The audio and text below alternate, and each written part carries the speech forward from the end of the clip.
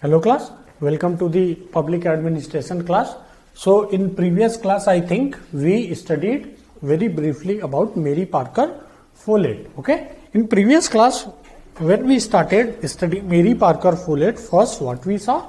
First we saw some basic concepts on which the or you can say the basic foundation or the basic view on which the concepts developed by Mary Parker Follett stands. In that we saw generally, or you can say generally, four things are considered as a basic aspect on which the theory of Mary Parker Follett stands. Right?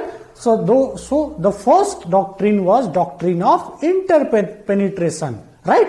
The second was doctrine of whole. Third was very important concept of participative democracy, and the last and fourth was the criticism of classical theory, because MP Follett herself criticizes the classical theorist. Right? After that we delved into the concepts given by Mary Parker Follett. Actually these concepts are somewhat complex, right? That you should know. But the moment you understood these concepts, then it will become very easy for you to understand as well as articulate in your answer writing. Okay? So although by name, if you will see, Mary Parker Follett had literally written on everything like control, authority, responsibility, order, leadership, even conflict. And in last lecture, we already discussed about the conflict. In last lecture, I told you how Mary Parker Follett is the first thinker in public administration, or you can say in management, who saw conflict in a very positive way, because traditionally conflicts were seen as a destructive in nature. It was believed that if there is conflicts in organization, so what will happen? The organization will destruct. But Mary Parker Follett is the first organizational thinker who argues against this. And she says, rather than seeing organization in a negative way, why not we see organization in a positive perspective, right? And she argues that whether conflict is destructive or constructive, it all depends on what? How you tackle the conflict, how you solve the conflict, right? And she even gave one method that is called, famously known as integration method, for solving the conflict in organization, right? Here is what in a previous lecture, I think here we concluded our lecture. Today what we are going to do, we are going to cover all other topics other than, or all other concepts other than integration. Okay? So these concepts are very, very small, easy to understand, but if you are not understanding, it may also become very complex. Okay? So be careful and watch this lecture very carefully today, because once you got this concept, then obviously that illustration aspect or articulation aspect when you are going to write answer becomes very easy. Okay? So the first concept from which we will start is order. The first concept from where we will start today's class is called order. Okay? Now, traditionally, what is order? Order is the direction given by superior to subordinate. Order, or you can directly write direction given by the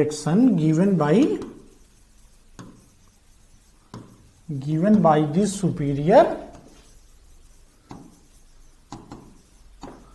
to the subordinate, right? Traditionally, it was thought that order is a one-way communication.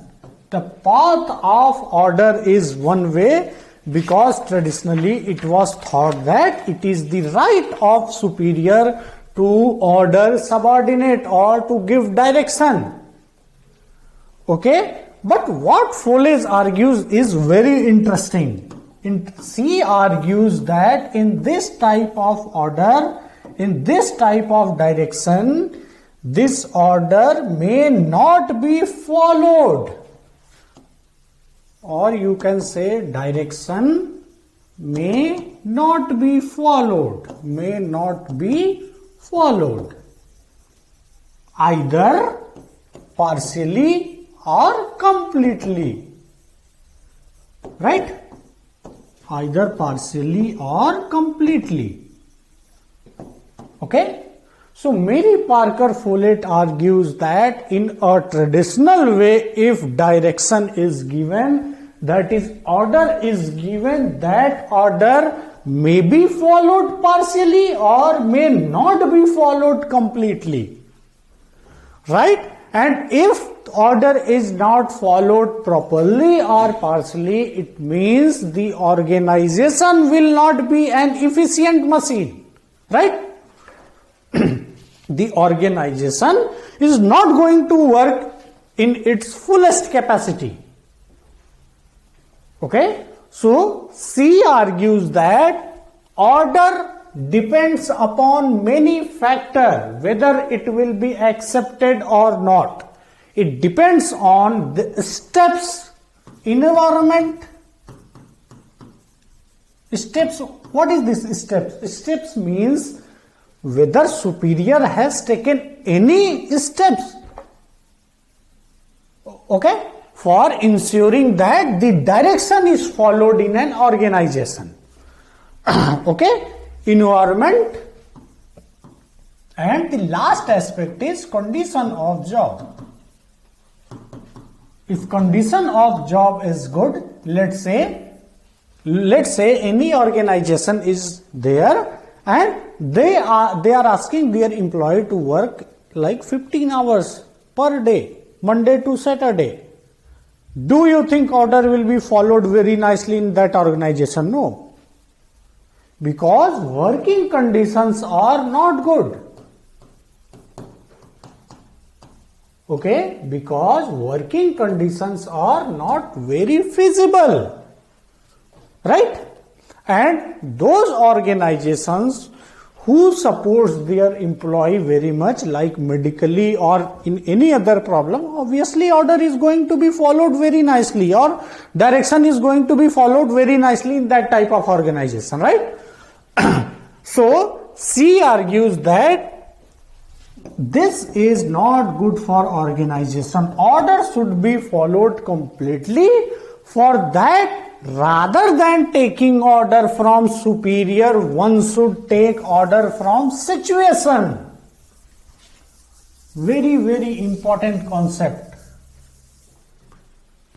Order should be taken, order should come from situation rather than superior. Rather than superior, order should come from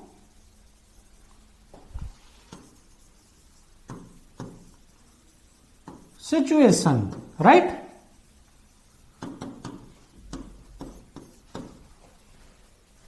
So, she gave one very important principle here, law of situation. Law of situation. So, she argues that in a very simple way, I am going to tell you that one should take order as per the conditions of the current context. For example, take one very good example during disasters. Okay, let's say during disaster management.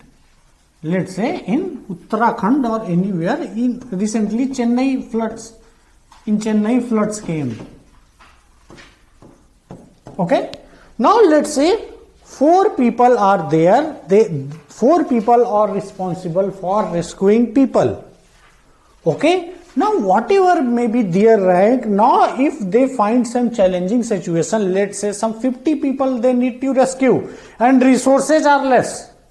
So one may be very low in rank, okay, one may be a new joining, he may give some innovative idea for rescuing those 50 people. So in that situation, he is giving what? Order. To whom? To his both subordinate as well as superior. Right? Disaster management is very good example where you can apply this. Okay? The law of situation should give order. Right? Okay? Now this concept is very good. Okay? This concept is very good. Now we will see further. Mary Parker Follett gives even some methods. She argues some steps which should be followed for ensuring that order is accepted completely as per situation. What are those steps? And these steps are very interestingly, they are very close to classical theorist. So she argues that superior should ensure that order is accepted by subordinate. Okay, superior to ensure order is accepted by subordinate. Okay. Now for this, she argues or she gives some principles, or let's say she gives some steps how you can ensure that order is followed. So the first step for whom she gave? For superior, because superiors needs to ensure that order is followed from situation. Okay? See, I am again saying superior and superior. Why I am saying? Because the problem with classical thinkers from Taylor, Fayol, every thinker is that they thought that superiors is responsible for everything. The superior is responsible for everything. Just like them, Mary Parker Follett is also arguing same thing. That superior is responsible. Superior should ensure that order is followed.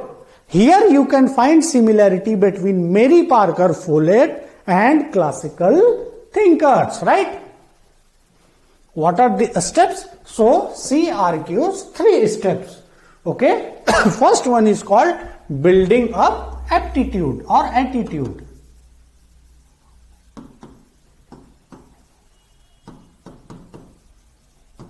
Okay, second one is called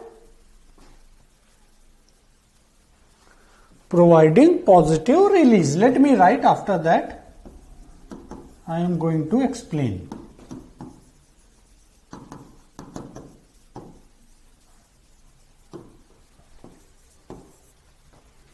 Okay, and the third is, she is saying, augmenting the released response.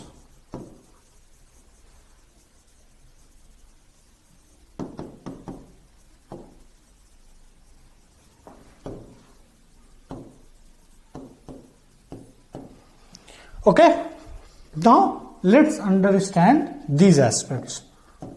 She says superior should ensure that the subordinates are aware of situation. Who should ensure that? Superior should ensure that the subordinates under him, working under him, or aware of the ongoing situations.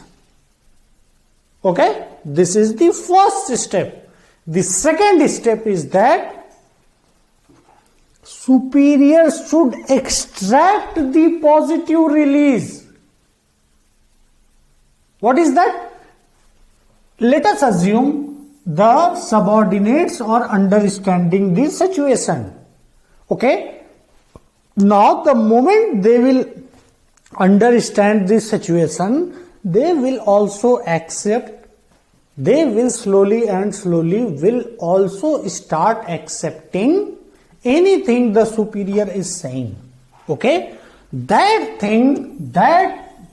thinking Mary Parker Follett is saying in terms of positive release, and when that release is coming, superior should give order. Okay, you know what that means?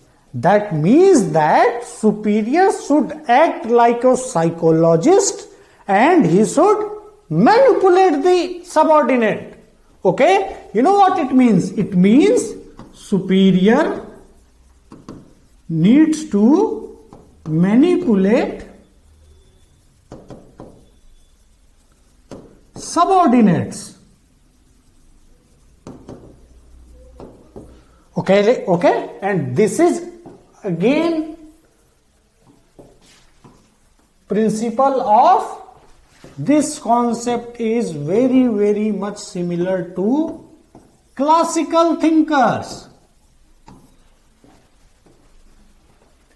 The first reason why Mary Parker Follett is considered as a classical thinker rather than a modern thinker or human relation thinker or behavioral thinker